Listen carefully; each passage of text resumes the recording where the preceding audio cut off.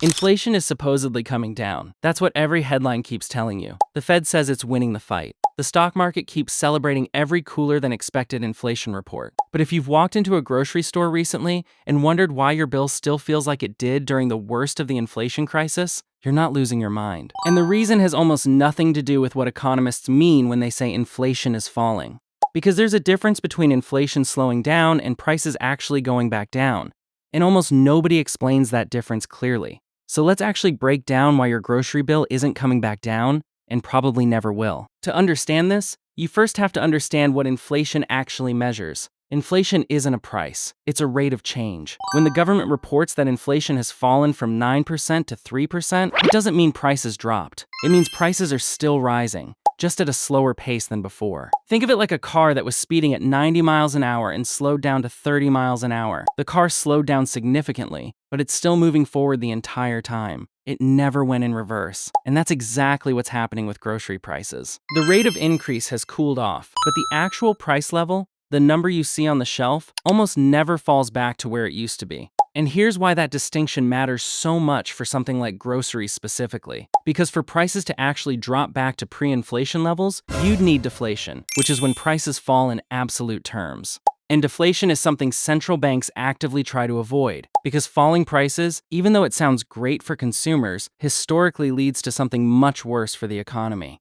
If people expect prices to keep falling, they delay purchases waiting for an even better deal. Businesses see revenue shrink, companies cut jobs, and the whole economy can spiral into a much deeper problem than high prices ever were. So instead of trying to bring prices down, the Fed's actual goal has only ever been to slow the rate at which prices go up, not reverse it. Meet Carlos. Carlos owns a mid-sized bakery supply company. During the height of the inflation crisis, his costs for flour, sugar, packaging, and transportation all spiked at once. So Carlos raised his prices to survive, just like every other business in his supply chain did. Now, a few years later, his input costs have stabilized and even come down slightly from their peak. But Carlos doesn't lower his prices back down because his customers have already adjusted to paying the higher price. His competitors haven't lowered theirs either, and lowering prices now would just mean giving up margin he fought hard to build back after years of getting squeezed. So the new higher price simply becomes the new normal. And multiply Carlos by essentially every food manufacturer, distributor, and grocery chain in the country, and you start to understand why grocery prices behave the way they do. But it's not just business psychology keeping prices elevated. There's something more structural happening underneath the surface, and it's something most people have never heard of. It's called shrinkflation's less talked about cousin, skimpflation, and the combination of both alongside a phenomenon economists call price stickiness. Let's start with price stickiness, because this is the real backbone of why your grocery bill stays high. Prices in the real economy don't move like numbers on a stock ticker. They're sticky, meaning once a business raises prices, there's significant friction in lowering them again.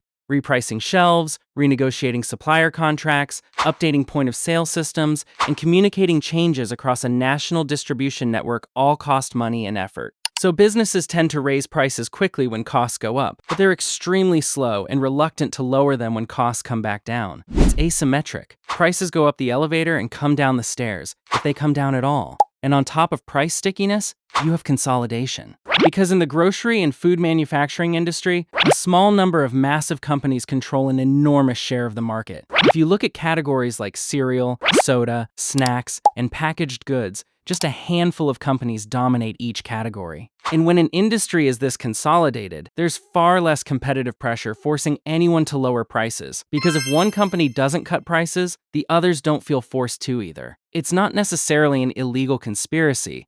It's just the natural outcome of a market where a handful of players can quietly maintain pricing power without ever picking up a phone to coordinate anything. A quick pause, because this video is sponsored by Gamma. When I'm researching something like grocery pricing data, I'm pulling from USDA reports, corporate earnings calls, and Bureau of Labor Statistics releases. And it gets messy fast trying to keep it all organized. Gamma is what turns that chaos into something clean. I upload my research through Claude, connect the Gamma integration, and it builds a structured presentation out of everything I've gathered. If new data comes in later, it updates automatically instead of me starting from scratch. It also connects to GitHub, Notion, and Gmail, so nothing stays trapped as scattered notes. If you want to check it out, head to gamma.app or find it inside Claude connectors.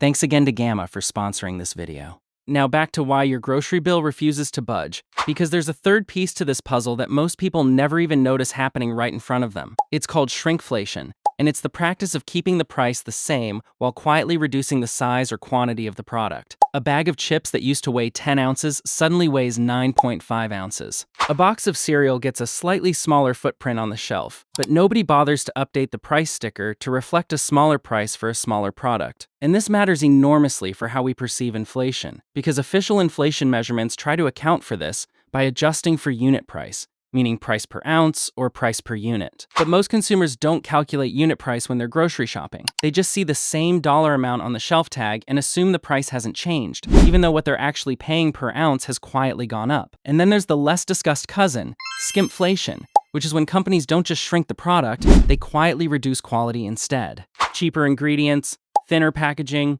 fewer premium components. The price and size might look the same, but what's actually inside the box has changed. And both of these tactics allow companies to effectively raise prices without technically raising the number printed on the price tag, which means a huge portion of the inflation you're actually experiencing at the register never even shows up cleanly in official statistics the way a simple price increase would.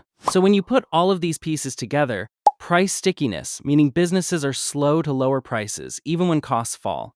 Industry consolidation, meaning there's less competitive pressure forcing prices down, and shrinkflation and skimpflation, meaning even flat prices often represent a hidden increase. You start to understand why grocery bills feel permanently elevated, even as headline inflation. Numbers cool off. It's not one single villain. It's an entire system that's structurally built to move prices in one direction. And here's the part that traditional financial media rarely explains clearly, because it's more nuanced than a headline can capture.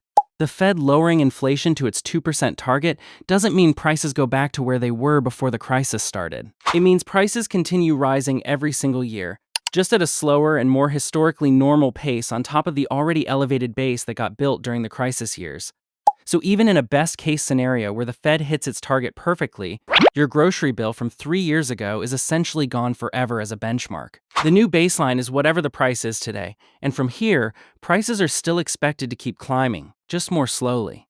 And this creates a very real and often overlooked gap between what economists consider a policy success and what everyday households actually experience at the checkout line. Because from a policy perspective, inflation falling from 9% to 3% is an enormous win. But from a household perspective, sitting at the register, the bill is still higher than it's ever been, and it's about to get a little higher again next month, just more gradually this time. Both of those things are true simultaneously, and that disconnect is exactly why so many people feel like something doesn't add up when they hear the economy is doing fine. So here's the actual question that rarely gets asked directly. If businesses acknowledge that many of their input costs have normalized or even fallen from their peak, why hasn't meaningful price competition forced grocery prices to follow costs back down? And why does an industry with this much consolidation get treated as if normal competitive market dynamics still fully apply? Because when you follow the actual mechanics instead of the headline inflation number, the story stops being about a temporary supply chain shock that's resolving itself and starts looking a lot more like a permanent repricing of an entire industry that quietly decided the higher prices were the new floor, not a temporary ceiling. That's why I made this channel, because the things that actually affect your daily life rarely get explained the way they actually work. They get flattened into a single headline number that technically isn't wrong, but leaves out almost everything that matters. So if you want to understand what's actually happening underneath the numbers you see every day, hit subscribe, because the next story hiding in plain sight is probably sitting in your pantry right now.